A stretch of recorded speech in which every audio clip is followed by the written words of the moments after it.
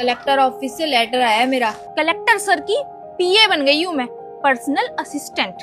अब अगर तुम्हें मेरे साथ रहना है मेरा पति बनकर, तो पूरे 4 करोड़ रुपए देने पड़ेंगे। चेतना, ये क्या बकवास कर रही हो तुम? बकवास नहीं कर रही हूँ मैं, सही बोल रही हूँ। एक बात बताओ, मैं पीए बन गई हूँ, अगर कोई ऑफिस में मुझसे ये बात पूछेगा कि तुम्हारा पति क्या करता है, तो क्या जवाब दूंगी मैं कि एक लेबर है वो। देखो, मेरे को अपना स्टेटस मेंटेन करने के लिए 4 करोड़ रुपए तो लगेंगे। अगर तुम दे सकते हो तो ठीक है। कुछ भी मत बोलो, लेबर नहीं हूं मैं यहाँ पे, सुपरवाइजर का काम है मेरा यहाँ पे। सुपरवाइजर? अपनी नाकामयाबी छुपाने के लिए ना लोग ऐसे ही बोलते हैं मैं सुपरवाइजर हूँ, बहुत अच्छी पोस्ट पे हूँ। मेरे लिए ना तुम एक लेबर हो, समझ आई? सही है यार, एक इंसान ने तुमसे प्यार किया और तुमने उसका क्या सिला दिया है? देखो, उस टाइम पे ना मेरा स्ट्रगलिंग पीरियड चल रहा था, तो मैंने सोचा कि अभी तुम्हारे साथ रह लेती हूँ, अगर इन फ्यूचर कुछ बन गई तो तुम्हें छोड़ दूंगी, और अगर नहीं बन पाई तो फिर तुम्हारे साथ ही जिंदगी काटनी पड़ेगी। लेकिन देखो किस्मत की बात, आज मैं पीए बन गई हूँ और तुम उसी लेवल पे हो, उसी पोस्ट पे।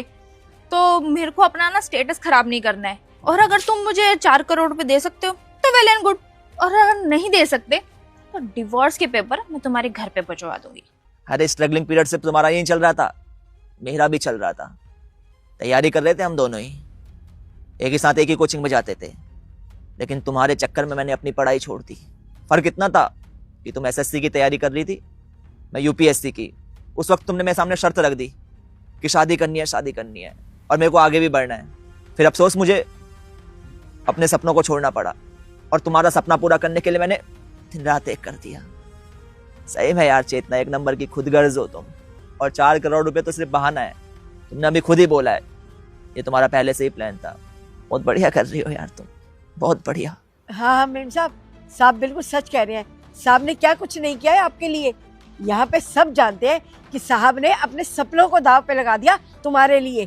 साहब ने तुम्हारे सपने पूरे किए और तुमने साहब के ही सपने तोड़ दिए। अपनी औकात दिखा दी तुमने। ऐसी लड़की के ना सपने कभी पूरे नहीं होते जो अपने पति से प्यार नहीं करती। औरत अगर सच्ची हो ना और अपने पति के लिए समर्पित हो, तभी उसकी इज्जत होती है। वरना क्या है, सामने तो लोग उसकी इज्जत करते हैं, लेकिन पीठ पीछे उसी की बुराइयां करते हैं। अबे चौकीदार, अपने काम से काम रख, क्योंकि साफ पता चल रहा है कि तेरे में तमीज तो जरा सी भी नहीं है। तुझे इतने भी अकल नहीं है क्या कि जब पति पत्नी बात कर रहे होते हैं ना तो बीच में नहीं बोलते? अरे पति शब्द का मायने भी जानती हो तुम? हमारे देश में